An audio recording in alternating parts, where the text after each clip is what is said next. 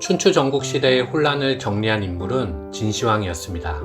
진시황의 이름은 정으로 진나라 제31대 왕이며 13세에 즉위한 후 21세부터 친정을 시작한 인물이죠. 그리고 그는 가장 약했던 한나라를 비롯하여 조, 연, 위, 초, 제를 차례로 무너뜨려 전국을 통일하면서 황제가 되었습니다. 이번 시간에는 한나라를 이해하기 위한 바탕 지식으로 진나라의 9년제를 잠깐 살펴보도록 하겠습니다. 진나라의 9년제는 전국을 군과 현으로 나누어 황제가 임명한 관리를 파견하여 다스리는 중앙집권적 통치체제를 말하는데, 전국시대라는 군웅할거를 어렵게 정리한 진시황이 지방으로 권력을 분산시키지 않기 위해 9년제라는 정책을 취했다는 것은 쉽게 이해할 수 있습니다. 하지만 진나라는 전국시대를 통일한 후 15년 만에 멸망하였기 때문에 한나라가 건국될 시기 중국은 중앙집권이 완성되지 못하였고,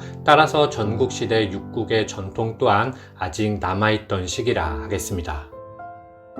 진나라가 진승, 오광의 난 등으로 기원전 206년 멸망한 후 초안전쟁에서 승리한 유방이 기원전 202년 수도를 장안으로 하여 한나라를 건국하였습니다. 유방에게 시급한 것도 진시황과 같이 자신의 집권을 확고히 하는 것이었는데, 그렇게 하기 위하여 그 역시 진나라의 9년제를 차용하였습니다. 다만 그는 수도인 장안과 그 일대는 황제 직할의 9년제를 실시하였지만, 다른 지역에서는 제후왕을 봉건하여 그들에게 위임 통치하게 하였죠. 이를 궁국제라 하며 제후국은 한나라의 율령 범위에 포함되지 않았습니다. 이렇게 하여 세상이 안정되자 드디어 한나라는 제후들의 힘을 빼기 위한 노력을 하였는데, 그 일환으로 제후들의 영지를 삭감하는 정책을 취하였고, 이는 제후들의 불만을 초래하여 전한 제6대 황제인 경제치세에는 5초 7국의 난이 발생하기도 하였습니다.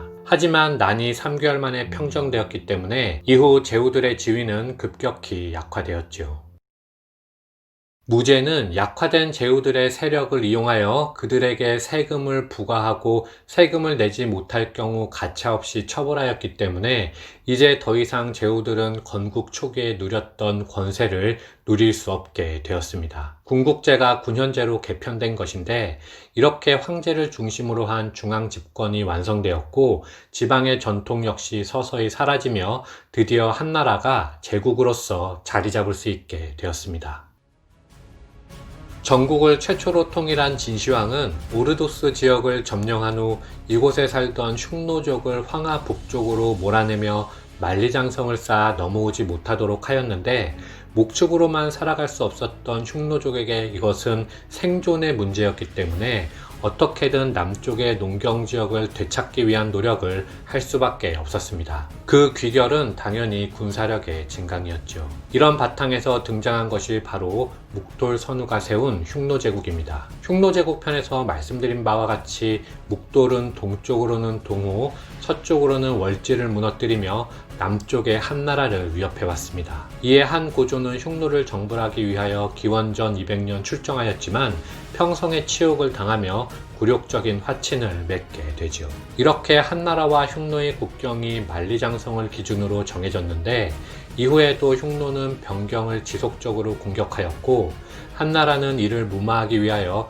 다시 조약을 맺는 형태가 반복되었습니다. 흉노의 입장에서도 종족의 결집을 유지하고 중앙집권을 강화하기 위해 침략은 어쩔 수 없는 선택이었죠. 하지만 기원전 141년 무제가 즉위하면서 이런 상황은 크게 변화하였습니다. 문경지치를 통해 축적된 풍족한 재정을 바탕으로 무제는 흉노를 선제 공격함으로써 관계 역전을 노린 것이었죠. 그런데 공격의 궁극적인 목표는 따로 있었으니 그것은 바로 비단길을 장악하는 것이었습니다. 따라서 자신들과 연합하여 흉노를 공격할 세력을 찾기 위하여 서쪽의 대월지에 파견된 인물이 바로 장건이며, 장건이 비록 연합 세력을 득하는 것은 실패하였지만 약 10여 년간의 여행을 통하여 그는 서역의 지형과 풍습 등을 보고하였고, 이를 바탕으로 무제는 흉노를 정벌하였습니다. 한나라와 흉노제국의 대결은 흉노제국 편에 소개하였으니 참고하여 주시기 바랍니다. 한편 흉노와의 전쟁은 승패와 관계없이 그 자체로 엄청난 돈을 써야 하는 힘든 작업이었기 때문에 결국 무제는 문경지치의 부를 모두 탕진하게 되었는데, 그는 이를 회복하기 위하여 많은 재정 정책을 내놓았고, 그 대표적인 것이 바로 염철전매와 평준균수법입니다. 염철전매는 생필품인 소금과 농기구 제작에 필수적이었던 철의 판매를 독점하여 막대한 이익을 취한 것이고, 평준법은 조정에서 재물을 쌀 때 사서 비쌀 때 팔아 이익을 취한 정책이며, 균수법은 지방의 특산물을 비싼 곳으로 옮겨 팔아 이익을 취하는 방법을 말합니다. 하지만 물품을 독점하고 이들 정책들을 실행하기 위하여는 민간의 상업을 제한하는 것이 필수적이었기 때문에 백성들의 부담은 점차 커져만 갔죠. 이는 고가의 염철을 사야 했던 농민이나 무거운 세금을 내야 했던 상인 모두 마찬가지였습니다. 아울러 규제의 직접 대상이 되었던 호족의 불만 역시 커져감에 따라 이렇게 전하는 쇠퇴의 길로 접어들게 됩니다. 전한 후기 조정은 외척인 왕씨에게 권력이 있었는데, 그중 왕망은 유학적 소양을 갖추고 좋은 평판을 얻으며 승진을 거듭하였습니다. 그리고 기원전 1년에 9살의 어린 유간을 제14대 황제 평제로 옹립함과 아울러 자신의 딸을 황후로 만들면서 실권을 장악한 후 8년에는 선양을 통하여 국호를 신이라 고치고 결국 황제에 즉위하였습니다. 왕망은 기존 한나라의 제도를 부인함으로써 본인의 쿠데타에 대한 정당성을 획득하고자 하였는데, 통치체제와 관련하여 군현과 관직의 명칭을 바꾸는 한편 경제적인 측면에서도 토지를 국유화하는 왕전제를 시행하는 등 급진적인 개혁을 추구하였습니다. 하지만 이런 모든 정책들은 농업과 경제 발전을 무시한 정책으로 근본적으로 호족의 성장을 막을 수는 없었죠. 오히려 그들의 불만을 증폭시키는 결과만 초래하며 신나라는 왕족의 창 15년 만에 멸망하였습니다. 위진남북조 편에서 잠깐 말씀드린 바와 같이 광무제가 호족의 지원을 받아 후한을 건국하였습니다. 후한 왕조는 기본적으로 전한의 정책을 사용하면서도 호족의 성장이라는 현실을 받아들이며 탄력적인 운영을 하고자 하였는데요. 이를 틈타 호족은 성장을 거듭하였고, 자연스럽게 호족 중 일부는 대지주로 성장하여 농민을 탄압하기에 이릅니다. 그리고 그 결과 184년부터 발생한 것이 바로 황건적의 난으로, 이것은 태평도라는 종교 집단을 이끌던 장각이 발생시킨 농민 반란인데, 머리에 노란 수건을 둘러 황건적이라 불렀죠.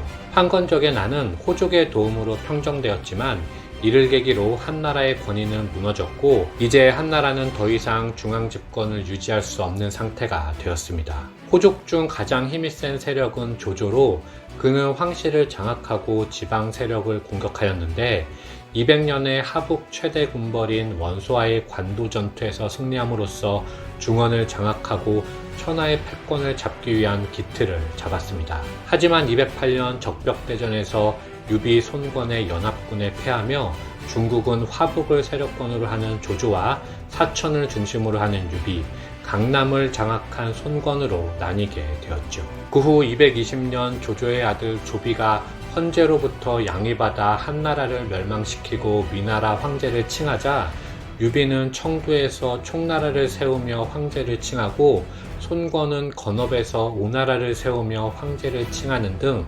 본격적으로 삼국시대가 펼쳐지게 됩니다.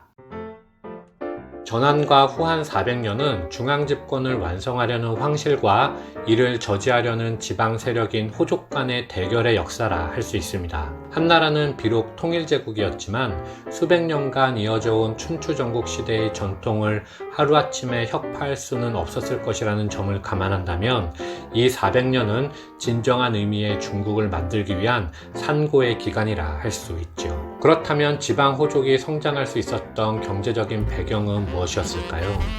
그것은 황하유역에 발생했던 성숙한 문화가 시간이 흐름에 따라 자연히 중원의 모든 지방에까지 퍼졌기 때문이었고, 시간이 더욱 흘러 5호 16국이 출현한 건 역시 중국의 문화가 주변 민족에게까지 전파된 결과로 이해할 수 있습니다. 결국 한나라는 자신들이 키워낸 제도와 문화를 통하여 자신들을 제거하려는 적을 같이 키워내고 있었다는 것인데, 이런 점이 역사를 공부하는 재미를 한층 더해주지 않나 생각합니다. 이상 마치겠습니다.